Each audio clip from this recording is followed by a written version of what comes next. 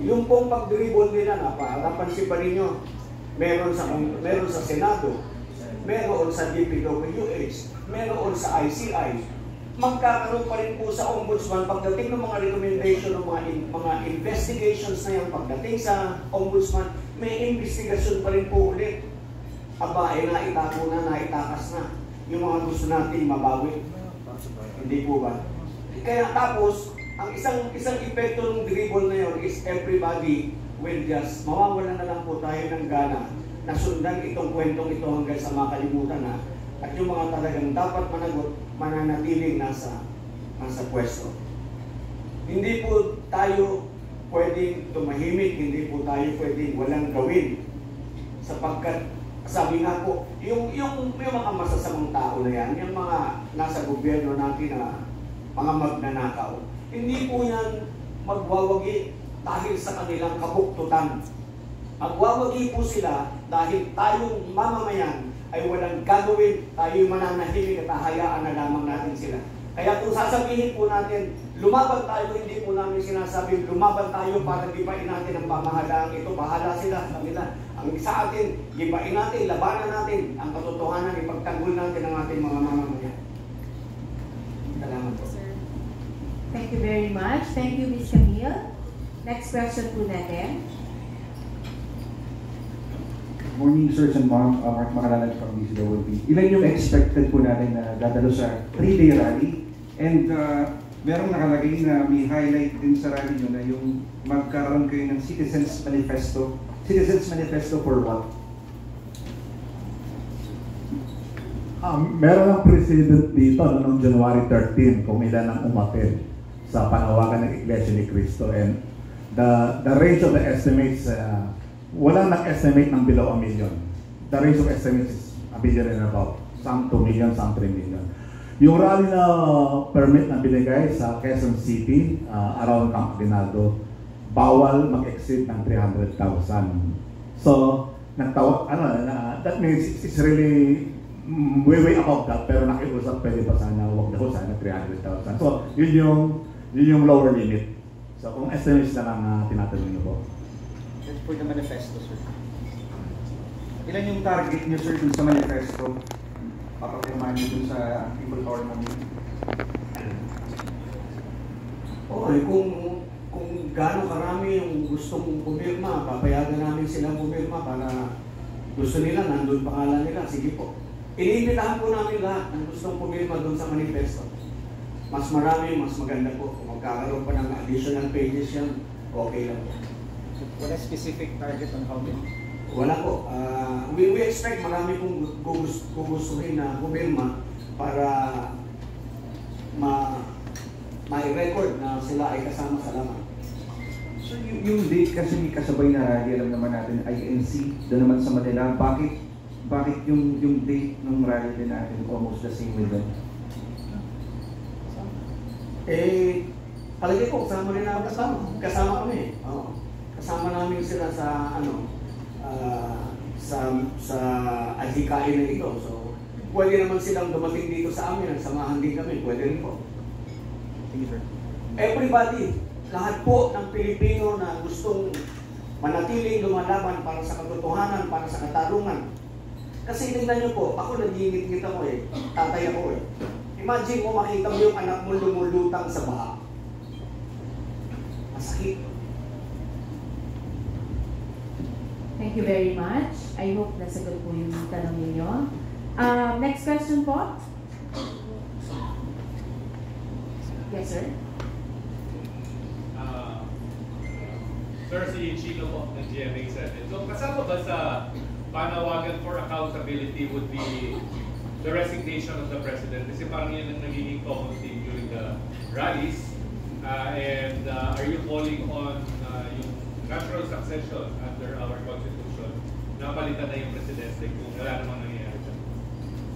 Yung po sigurong panawagan na mag-resign yung Presidente, hindi manggagaling sa UPI. Ano po. Pero kung yun ang magiging panawagan ng ating mga mamamayan, panawagan na po ng Pilipino, sambayan ng Pilipino yun. Kasi ganito po sa ibang bansa, pag na-involve ka sa corruption, On the same day, magre-resign ka eh. Kung hapon yan, mag-aharakiri pa eh. Dito sa atin, pakapala ng mukha. Pinagtatakpan pa ng mga kasamahan nila. Sir, what can you also say being a former military? Parang may guidelines daw ang military ngayon when it comes to attending the rallies na darating, no? End of the month, and then tatlong days na successive na mga rallies. There are guidelines daw, no, na parang hindi, ang intindi ko, hindi totally free dahil because of yung mandate and then tupulin ng mga sundalo. Would you agree na dapat may guidelines kung sumali? Hindi, kung may guidelines po na i-issue yung higher headquarters, sundin po nila yun dahil doon ang utos ng higher headquarters bilang isang sundalo. Pero bilang isang mamamayan, ito po yung matagal ko nang gustong ipaliwanag eh. Masyado na abuso itong apolitical, non-partisan statement. Kahit na yung ating mga rules, yung ating mga batas na sinasabi, hindi pwede. Eh mas naabuso ito dahil katulad ng nakaraang eleksyon, yung non-partisan, apolitical. Pagka nasa poder, pagka nasa partido, okay lang yung gobyerno, yung kawani, magkampanya, pero pagkakalaban ng incumbent, hindi pwede. See? So, yung apolitical, I do not believe, ako personally, I do not believe na dapat gamitin because every one of us is a part of a political unit. So you cannot be apolitical because you are in yourself a political unit. Yung partisan po siguro, yes. Hindi pwedeng partisan politics. Pero bilang isang Pilipino, kung ikaw ay nag-exercise lamang ng iyong karapatan bilang mamamayan, eh, hindi po pwedeng sigilin yun dahil you will already contravene the Constitution. And this is something I think needs to be clarified also doon sa mga nag-a-advise against participation. Because if you are a soldier, if you are a policeman, you are no less than a Filipino just because you wear the uniform. So, malinaw, tigilan. Eh, hindi ko po sinasabi mali. Sinasabi ko po sundin nila dahil yun ay utos ng higher headquarters. Pinapaliwanag ko lang po, para din siguro malaman nila na yung mga naka-uniforming yan does not make them less of a Filipino just because they wore the uniform. They still have their rights. And you cannot curtail that. Yung mga ganyan. Minsan meron kampanya eh. Meron kaming pinapaliwanag. Hindi pa ako nagsasalita, pinagbabawalan na. Huwag mong banggitin yung pangalan ng mga kandidato. Eh, kailangan kong ipaliwanag yung papaliwanag ko. Pero na kung pabanggitin kandidato. Pinagbabawalan na ako, hindi pa ako nagsasalita. Eh, that is prior restraint. You cannot do that. You cannot violate constitutional rights. That's precisely one of the things that we are fighting for. Maraming salamat po. Sir Chino. Next question, ha? Good morning po. Sherwin po from Abante. Hindi lang po lang statement tungkol po sa pag-alis ng pension ni Sir Focus po and yung case po ng sedition na sinampa po sa Alam po ninyo, meron akong post niyan eh. Yung pong pension ng mga retirado, ano mo yan eh, it is similar to a property. It's similar to a property because you can put that on the table subject to negotiation. Ano po. And such being the case, dahil it is property, yung ating provision sa Constitution na you cannot deprive anyone of life, liberty, or property without due process of law. Hindi po pwedeng unilateral, hindi po pwedeng arbitrary, hindi pwedeng capricious. Dadaan po yun sa proseso. Pero meron pong batas na nagsasabi na pwede itong i-reform, pero after due process. Thank you very much. Next question. Meron po kang gustong magtanong mula sa press natin. Mula sa mga vloggers.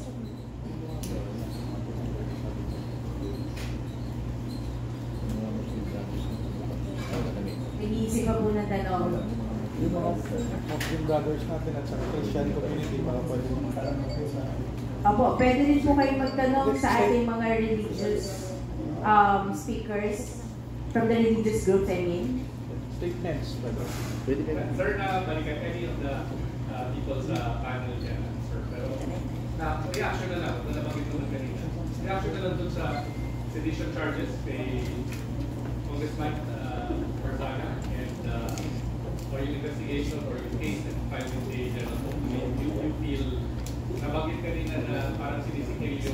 nagsasabi ng katotohanan. So general reaction na lang ng group when it comes to that. Yung kay Congressman Barsaga, hindi ko nadidinig hindi ko monitor si Congressman Barsaga. Pero yung kay General Pokis, alam po ninyo, pagka binanggit namin yung salitang laban, and you are going to prostitute the word laban para ipahiwatig mo na si General Pokis nananawagan ng paglalaban sa ating pamahalaan, that is stretching your imagination too much. Ano po, hindi nga po manggagaling sa amin yung mga ganyang klase dahil kami mismo ang gusto namin ipaglaban ang saligang batas. So hindi po kami gagawa ng ganyan. Pero do not put words into our mouths dahil hindi po namin sinabing lumaban kayo, mag-alsa kayo, tanggalin natin si Marcos sa Malacanang. Hindi po eh. Wala kang gano'n.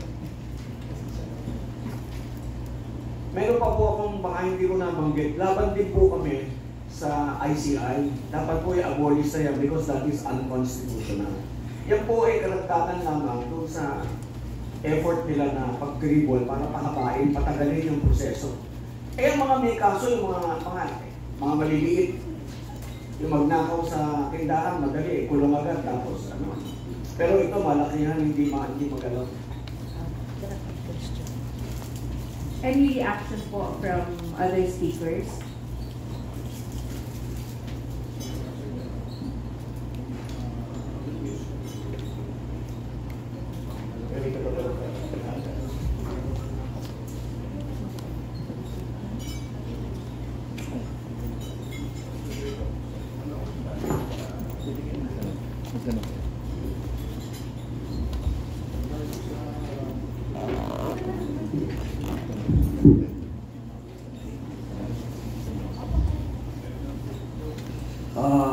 Itong kakiwalian na ito, kasamaan na ito na lumaganap dito sa atin sa Luzon, Visayas, Mindanao.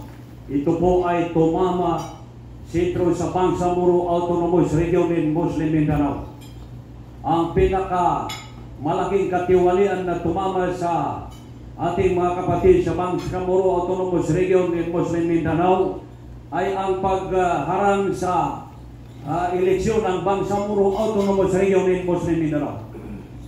Alam natin na ang eleksyon na yan ay diyan natin matutuntun kung sino ang karapat-dapat na mamuno sa Bangsamoro Autonomous Region in Muslim Mindanao.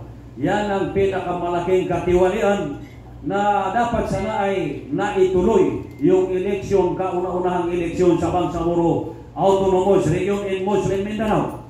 Nang dahil sa katiwalian ay hindi na ituloy, na ipagpatuloy yung eleksyon na dapat sana ay mangyari na upang makuha ng mamamayan ng Bangsamoro kung sino ang karapat-dapat na mamuno na hindi korupsyon, ayaw sa korupsyon. Kung kaya yan ang malaking katiwalian na tumama sa Bangsamoro Autonomous Region in Muslim Mindanao na umabot ngayon sa away-away mula sa taas hanggang sa ibaba. So yan po ang problema sa Bangsamoro Autonomous Region in Muslim Mindanao. Maraming salamat po. Any statement po, ma'am? Yes, good morning again. When it comes sa pagsalubong ko pa lang kanina, yung regarding to Muslim, unang comes to mind is discrimination.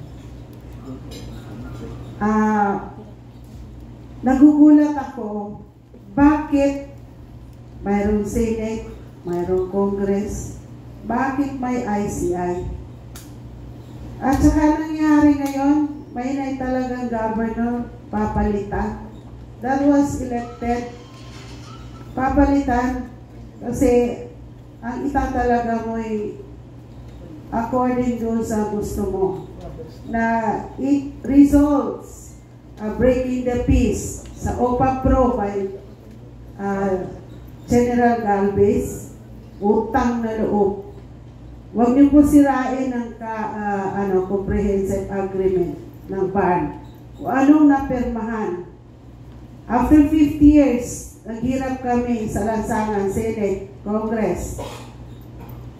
Mindiola, yan na kami natutulog. Pero akala namin, it was already solved.